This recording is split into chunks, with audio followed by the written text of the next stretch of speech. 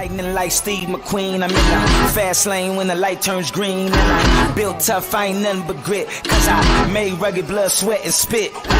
Yeah, like a horse I fly. Better push yourself in for a bumpy ride. I like to play hard, but I work harder. And I weather the storm cause I'm built stronger. What is up, ladies and gentlemen? We are back. We are live. It is the Freight Coach Morning Show, the top morning show in transportation, coming to you guys every single weekday, 8:30 a.m. Pacific, 10:30 Central, to break down some industry headlines and, most importantly, provide some actual insight into what you can do with all of this information.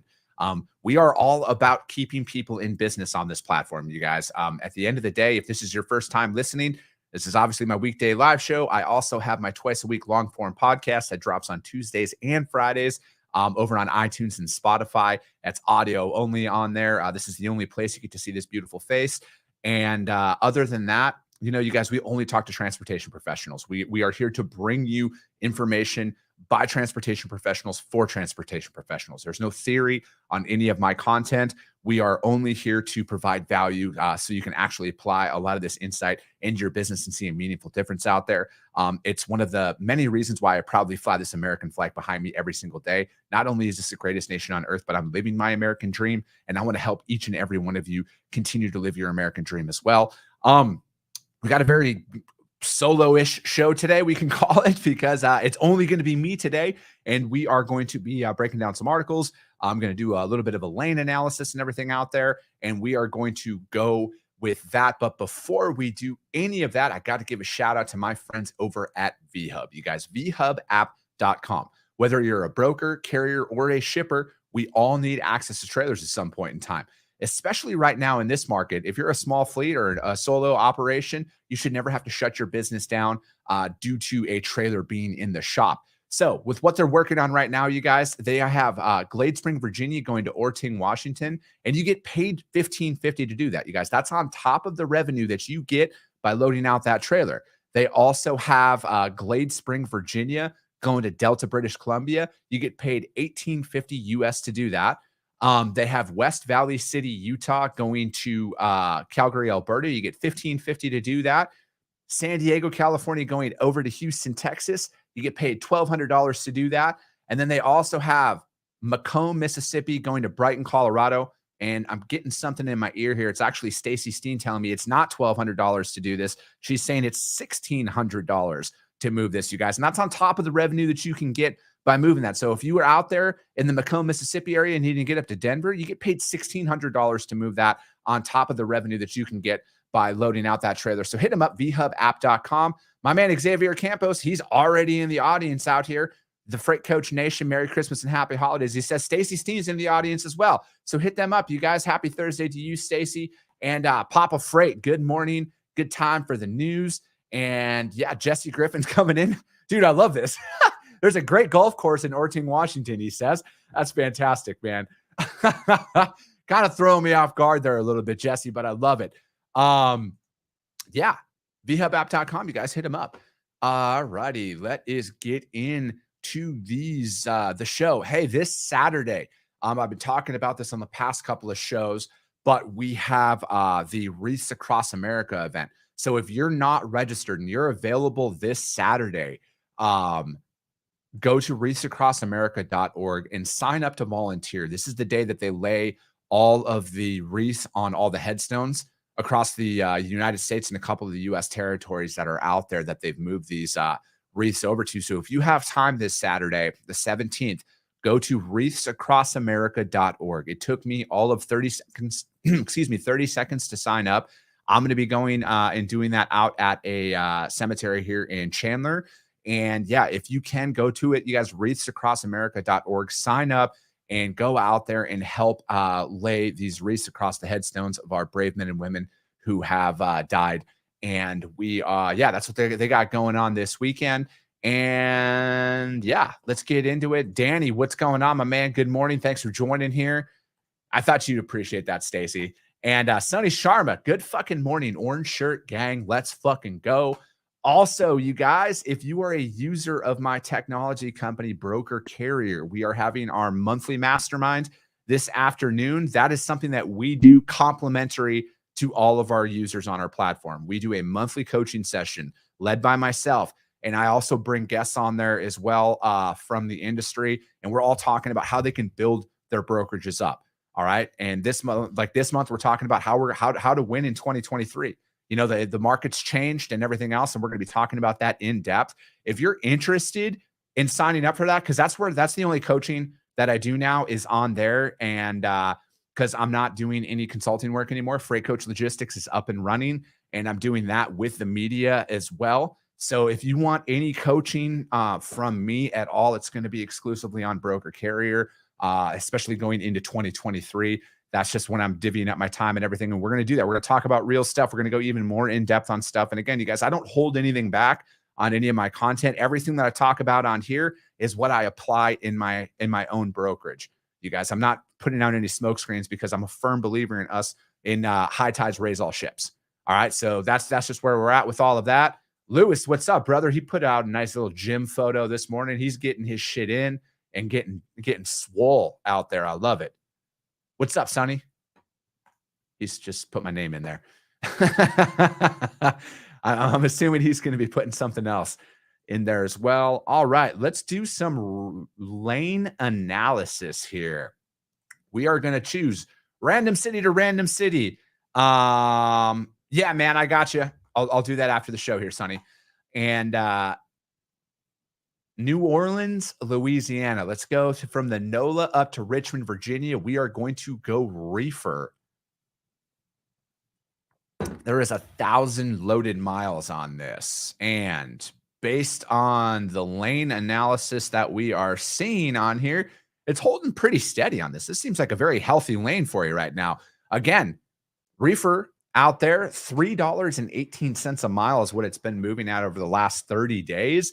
So it's dropped about 5 cents because it was at 323 over the last 60-day cycle. And then it was at 316 at the 90-day mark as well. So to me, there's about a 5-cent variance on there, excluding the holidays here coming up. Again, you guys be prepared for that. That's probably going to be a steady lane on that. I would assume it's going to dip in the first of the year, like most of the lanes will. There'll be the holiday return freight that comes in, and then it'll dip for a little bit. And then when produce season starts kicking again, that's when the market will start to rebound and everything else. So again, yeah, you guys, there's a lot of information out there. And again, you guys, like read these lanes. There isn't as drastic as a variation as you would think. And especially when you eliminate the holiday upcharges that sometimes spike 80 cents over a weekend and stuff per mile. So yeah, you guys just do that and do this lane analysis because it's only going to help you out win more business long-term out there. And all right, that is my one lane analysis for today. We do have a guest on the show tomorrow. So we'll be talking about some cool stuff that they got going on at their company. But into the articles here. First article is ttnews.com.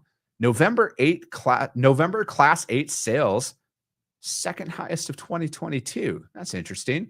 Class 8, obviously you guys are over-the-road trucks. Or the semis, just throwing that out there. U.S. retail sales in November were the second highest this year and continued the trend since May of monthly gains compared with a year earlier. Sales rose 39.5% to 23,075 compared to 16,539 a year earlier. And August posted the best sales so far of 23,581.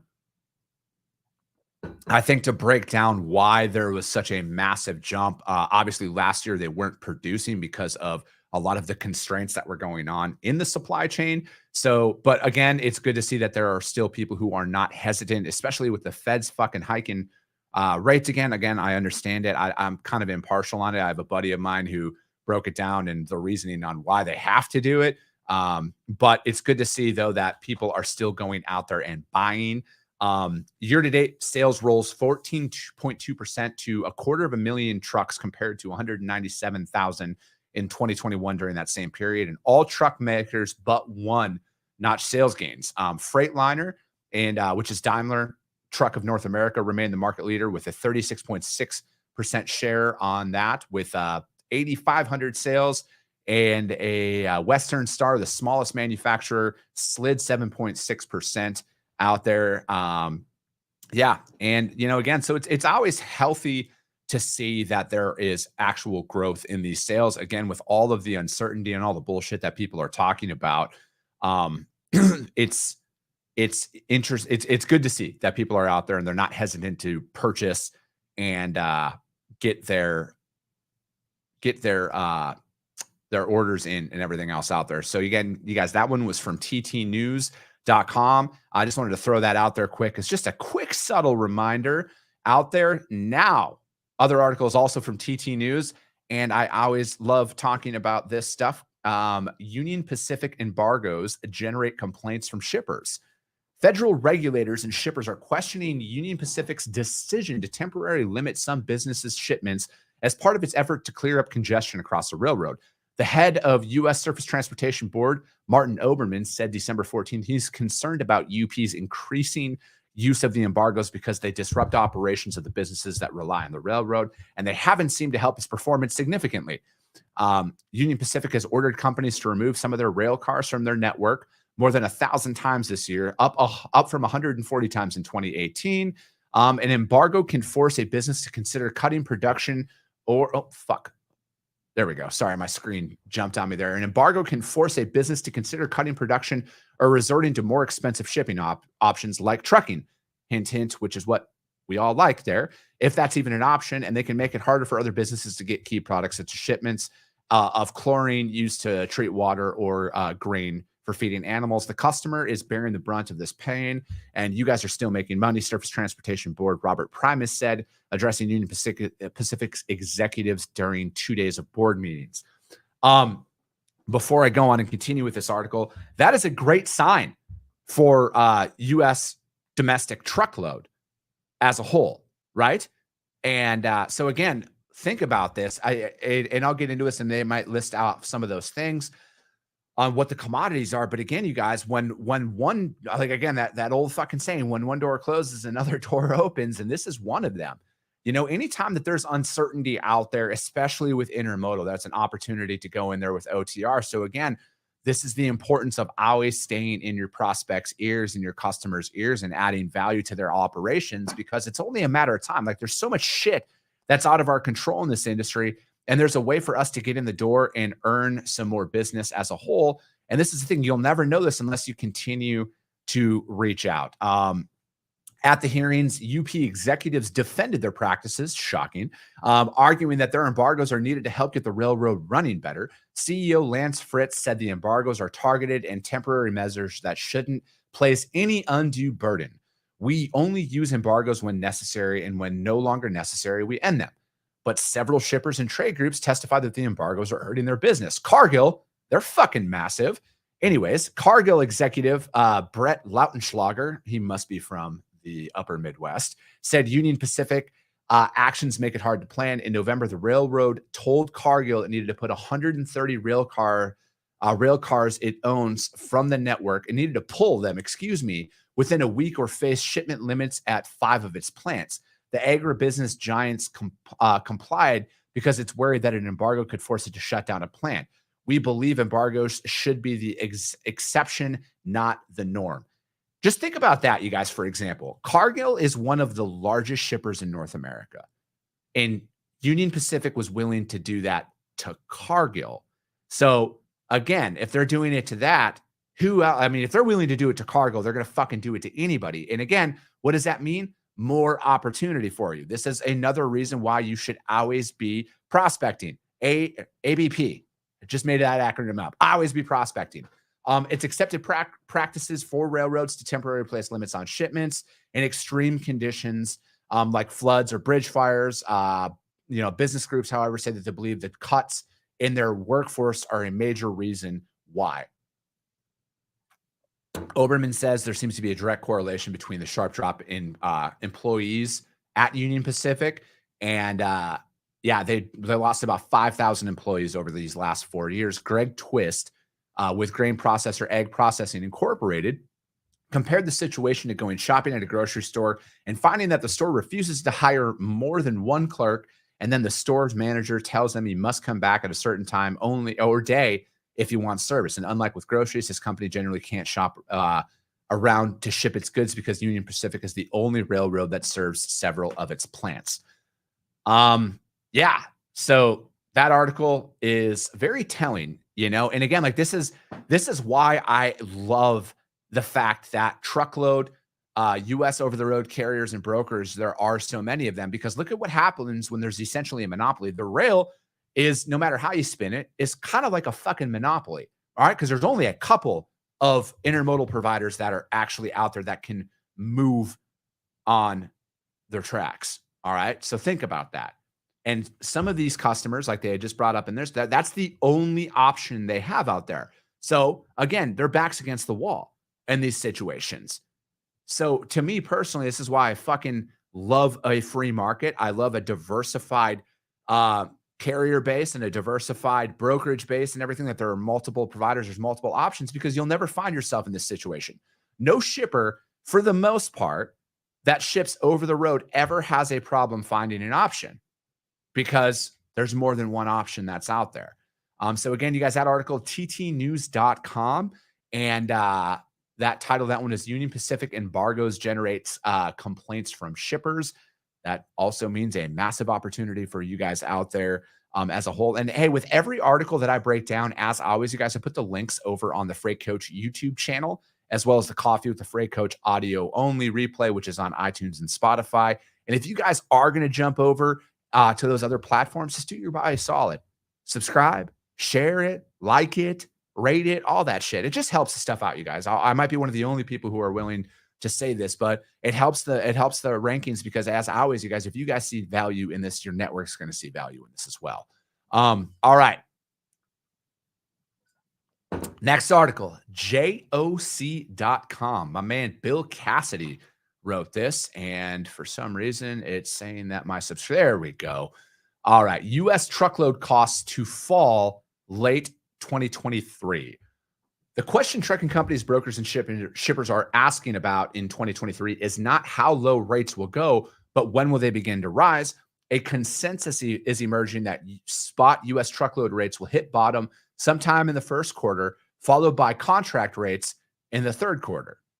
That the 6-month period in between may be a bumpy ride as carrier supply adjusts to shipper demand. We're always looking at how the next upward cycle will be set up and what's going to enable that, said David Spencer. He is a director of business intelligence at Arrive Logistics, who is a broker. The most likely scenario would be a reduction in truckload capacity over that time that upsets the equilibrium, but that reduction has proceeded more slowly than many expected, which I love. I love the fact that people are staying in business and figuring it out. The uncertainty should act as a brake on calls for dramatic price cuts or rate hikes, as carriers, shippers, and 3PLs preparing for the next big round of annual contract talks this month or in the first quarter. Carriers don't want to push so hard that they lose contract business, and shippers will want to get savings but not lose capacity that they need later on in the year.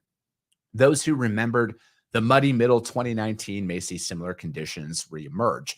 Spencer said truckload contract rates have dropped about 8 to 10% from their peak earlier this year, and he expects similar trends in 23. It's been a little bit flatter decline than I anticipated. There's been a bit of a waiting for spot rates to find a bottom. Arrive expects truckload spot rates to continue to drop in the first quarter after some volatility this quarter due to the end of year demand, and that remains relatively stable. The 3PL forecast calls for national contract rates to drop to an average of $2.22 per mile by quarter three, excuse me. That's still about 15 to 18 cents above the peak of the last cycle. There's still a healthy freight movement. When we talk about movement in the market, it's about supply in relation to demand, as we always talk about. If the U.S. economy has normalized, trucking rates would be expected to rise late in the third quarter next year. That could establish a new benchmark for higher contracts going into 2024, although Spencer noted Arrive is not forecasting that yet. Again, I think, me personally, as always, my take is at some point next year, there's going to be a balance of it where contract and spot will reach that inflection point. And, again, I don't know when it's going to happen next year. I think it's going to happen next year. That's what my gut's telling me, where people are going to start declining contracts depending on how aggressive they bid out on their RFPs, because they're going to make more money out there on the spot market. And that's where they're going to roll the dice on.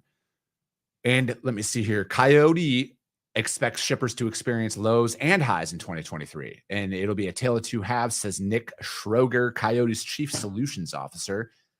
It's an interesting job title. The first half of the year will probably be relatively soft, but who knows? There could be a massive disruption that happens in January, February. In the second half, I can see things starting to climb back up. Schroger points out potential disruption as he recalls, polar vortex. Obviously, weather is always throws a wrench in shit that's out there, and that affects capacity and everything that's going on. Deflationary inflection point, the Coyote curve, which is an interesting one. Forecast calls for a deflationary inflection point in the spot market occurring in the 2022 fourth quarter at the earliest, although the turning point may be pushed into the first quarter of 2023. That's going on out there. And then the supply and demand balance in U.S. trucking markets has loosened significantly this year. The Cass Freight Index did see shipper expenditures rise 1.8% month over month. That's going on out there, but increases will be short-lived. Cass suggested with the expenditures and inferred rate indexes going negative year over year. Now that the pendulum has swung from fleets to shippers, some crucial questions about the freight cycle have been raised. How long and when will it turn to? I don't know if I would say that, like it's a shipper's market per se of like the conventional sense that a lot of us are used to, because all the shippers that I talk to are going to obviously adjust, but it's not going to be a bottom out effect like it has been in the past, because they know these past couple of years, as volatile as it has been out there, they are awarding and rewarding the actual providers that have been there for them over these past couple of years. So in a sense, like your newer providers might experience some of that that they're talking about there at the end. But I think if you're an incumbent and you've been that badass that we talk about on the show a lot, if you've been that badass fucking provider for your customers, I don't know if you're going to see much of a price drop. You'll see some, but I don't think it's going to be as drastic as some people are saying out there, because again, you've bailed them out and been a provider to them when nobody else was. So that article was written by my friend Bill Cassidy with JOC and Bill and Ari Ash. Oh, perfect. JOC, U.S. truckload costs to fall late in 2023. All right. Xavier Campos has to say that hot repositioning on the show, it's a 45-foot flatbed, okay to load out, pay $1,600, 10 days to move it. Hit him up, share it out with your network, and get that out there. All right, last article that we're going to break down today is from fleetowner.com. Miles per gallon improves as fleets adopt diesel-saving technologies that are out there.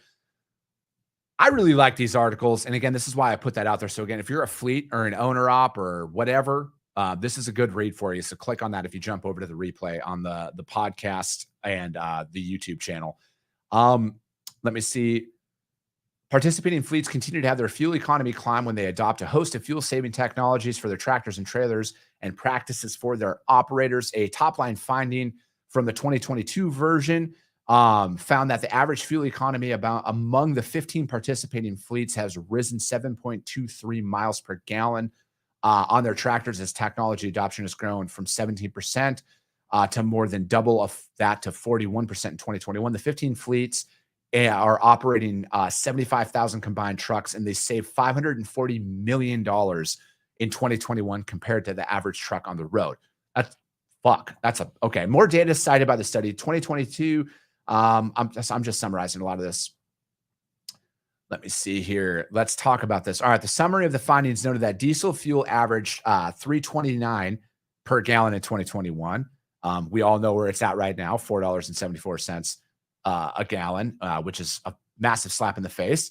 Anyways, the study looked at the levels of adoption of fuel-saving technologies among the 15 fleets, and they all listed them out. And from the study, 24 trucking fleets have participated in this. And while they make sense for delaying the delay of gathering data, let me see. I'm excited. It's back because of, all right, I'm just going to go ahead. Fuel efficiency flattens. Though the study results for 2022 show a growing use of these fuel-saving technologies and practices. After receiving input from OEMs and other stakeholders, sorry, I'm just looking for the practices here on what they're talking about. All right, specs, worked with drivers worth of miles per gallon. We are looking for a lot of fuel economy on these diesel trucks. okay, it doesn't look like they actually talk about what these fuels were actually doing and what technologies they were using. So that kind of sucks. It does talk about many of the fleets. Yes. So they increased their cruise and highway speeds and have cut the rate at which they govern speeds under 65 from 80% in 2016 to 62% in 2021. And the proposed federal speed limiter rule, which I am not a fan of at all. Again, I think a lot of it looks like they talked about was that, yes, some of these large fleets govern their engines, but it does always talk about that, about keeping a steady foot on the pedal. Adam Wingfield talks about that a lot, about keeping your truck and idling and with what you're doing out there and not doing the 85 miles an hour and stuff like that, and just keeping it at a consistent speed out there, how it significantly helps fuel burn and consumption out there as well. Again, this article, there's good information in there. It just doesn't list off the stuff that I was hoping it would, so I could tell all of my listeners who are drivers and fleet owners and everything else on the steps that they did. Maybe if you go in there, you might be able to find it or click on some of the links that are provided in the article. But again, that article was from fleetowner.com. And then miles per gallon improves as fleets adopt diesel saving technologies. And again, that's the thing. We were talking about this yesterday too, about PMs, getting your preventative maintenance up there, keeping your truck on the road, doing your pre-trips and your post trips and everything else, and how that is going to help lower your overall operating costs as a whole. So again, look into that stuff, you guys, and what more can you do for your operation to keep your truck on the road and keep yourself running. I mean, Louis Claudio, he was talking about it. It was either this week or last week. He put a post out there about it. He took a couple of days. He's getting his truck maintained and fixed and worked on right now in his downtime and everything else. And that's the thing. Schedule that stuff out and get ahead of that stuff so you can keep your truck running. But that's it for today, you guys. The Freight Coach Morning Show. We are the top morning show in transportation, breaking down industry headlines every single weekday, 8:30 a.m. Pacific, 10:30 Central. And as always, you guys, if you guys saw value in what we talked about here, share the show. That's all I can ask from you guys at the end of it, because if you guys see value in it, chances are your network's going to see value in it as well. I appreciate you guys. I love you guys, and we'll be talking to you soon.